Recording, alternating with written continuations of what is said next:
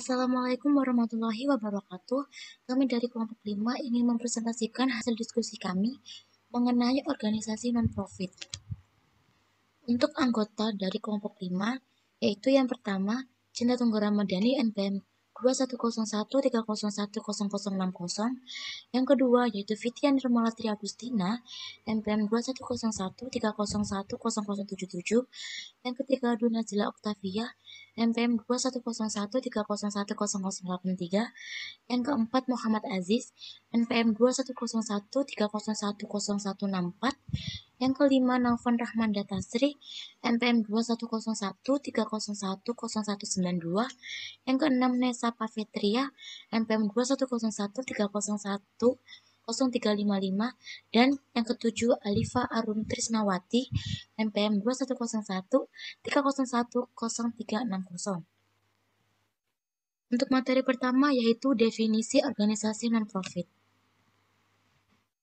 Definisi organisasi non-profit.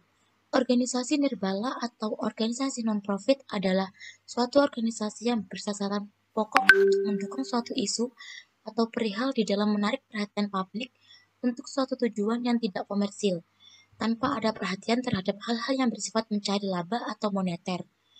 Tujuan utama dari organisasi ini dapat didefinisikan dalam hal sosial, politik, budaya, pendidikan, dan tujuan non-profit lainnya. Untuk entitas asing, mendirikan sebuah organisasi non-profit dapat membingungkan karena beberapa perubahan dalam peraturan pemerintah. Selanjutnya akan disampaikan oleh teman saya. Selanjutnya adalah jenis organisasi non-profit.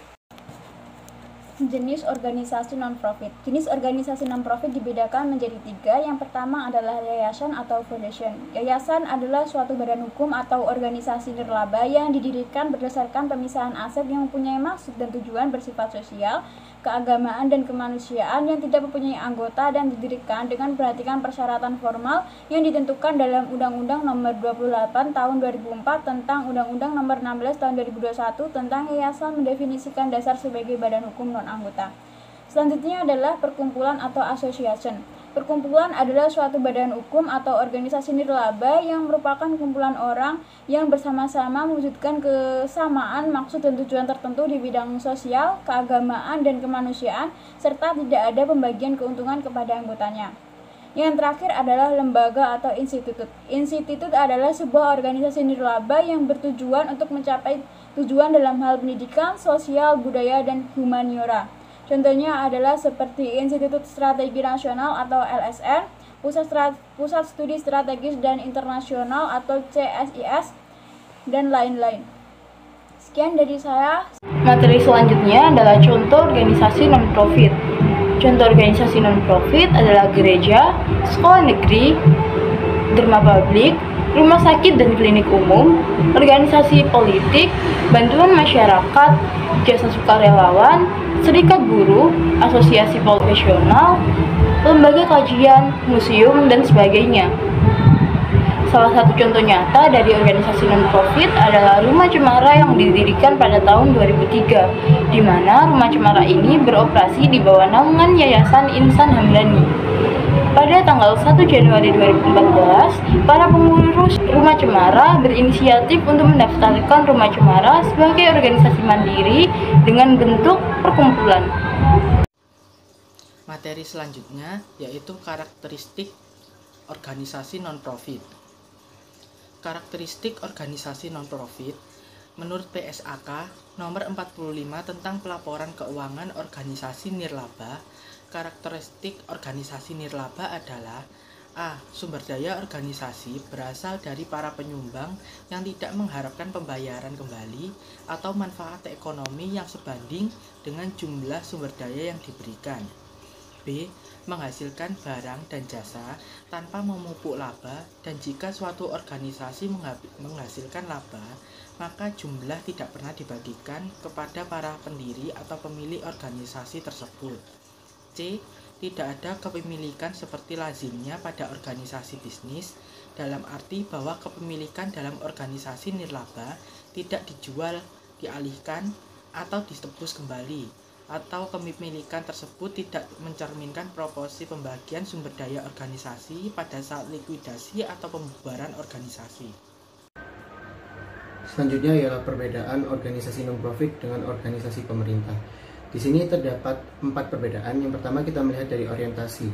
Organisasi publik berorientasi pada pelayanan pada masyarakat, sedangkan organisasi nirlaba atau organisasi non-profit dia didirikan untuk mendukung suatu isu di dalam untuk menarik perhatian publik untuk suatu tujuan yang komersil. Yang kedua kita melihat dari sisi donatur, di mana organisasi nirlaba membutuhkan donatur sebagai sumber pendanaan, sedangkan organisasi publik didanai oleh pendapatan negara maupun daerah yang berasal dari pajak. Selanjutnya ialah kepemilikan. Organisasi nirlaba tidak jelas siapa sesungguhnya pemilik dari organisasi tersebut, sementara kepemilikan organisasi publik itu sudah sangat jelas, ialah milik negara yang diatur dalam sebuah konstitusi. Selanjutnya ialah penyebaran tanggung jawab. Dalam sisi penyebaran tanggung jawab ini, organisasi nirlaba tidak mudah untuk dilakukan. Anggota Dewan Komisaris bukanlah pemilik organisasi, sementara di organisasi publik yang bertanggung jawab adalah negara yang didelegasikan kepada pejabat atau orang mengelolanya, dan kalau tidak maka akan dikenakan oleh sebuah sanksi. Organisasi non-profit. Kegiatan program pendapatan organisasi dapat bersumber dari kegiatan organisasi dengan memperhatikan beberapa hal dasar seperti pendapatan dilakukan untuk keberlangsungan hidup organisasi nirlaba, perluasan pelayanan masyarakat, penghargaan atas kinerja yang dilakukan oleh organisasi nirlaba. Donasi sumbangan. Donasi adalah pendapatan organisasi yang diperoleh tanpa harus menyajikan suatu balas jasa atau produk sebagai pemberian murni dari niat baik dari memberinya atau donatur. Berasal dari hibah. Hibah diberikan oleh suatu organisasi nirlaba untuk mendukung suatu kegiatan tertentu.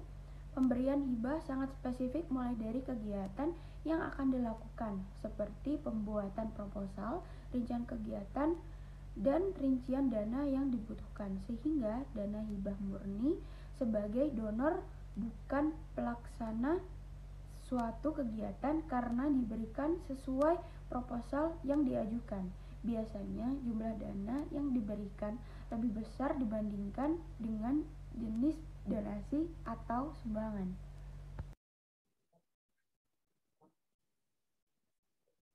Sumber pendanaan organisasi non-profit yang keempat yaitu bunga dan hasil investasi lainnya atau capital income. Merupakan pendapatan yang diperoleh dari suatu modal atau aset organisasi yang tergantung dari besaran jumlah nilai investasi. Umumnya organisasi nirlaba tidak diperkenankan untuk melakukan investasi dengan risiko tinggi, karena dana yang diinvestasikan tidak boleh berkurang dan harus meningkat jumlahnya. Sehingga organisasi nirlaba harus berhati-hati atau konservatif dalam memperhitungkan risiko dan keuntungan dalam berinvestasi.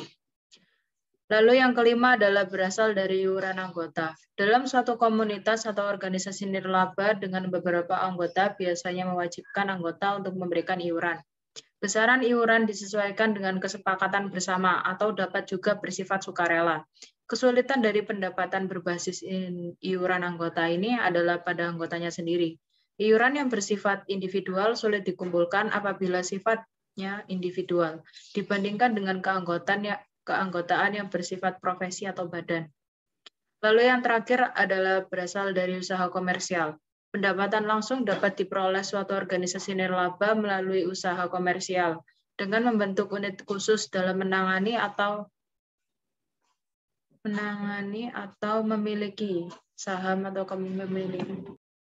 Sekian dari kelompok kami mohon maaf apabila ada salah-salah kata maupun kekurangan dalam penyampaian materi. Terima kasih Budiah dan teman-teman semua. Wassalamualaikum warahmatullahi wabarakatuh.